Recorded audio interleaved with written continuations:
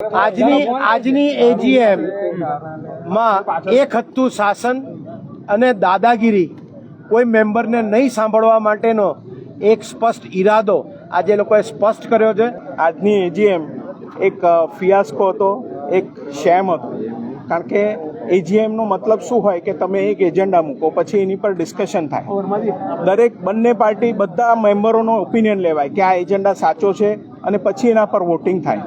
અહીંયા આગળ 8 કે 9 જે એજન્ડા હતા એમાંથી એક પણ કોઈ પણ પ્રકારનું ડિસ્કશન નથી। ટ્રાન્સપરન્સીનું એક સ્પેસિફિક 10 લાખની ઉપરના કોઈ બી ખર્ચા વેબસાઇટ પર આવવા જોઈએ, એ આજ લગીન કદી મૂક્યા નથી। તારીખમાં એમની પાસે એક બી પ્રશ્નનો જવાબ નથી। બીજી વસ્તુ એ છે કે એજીએમની અંદર ઇલેક્શન એ એજન્ડા છે।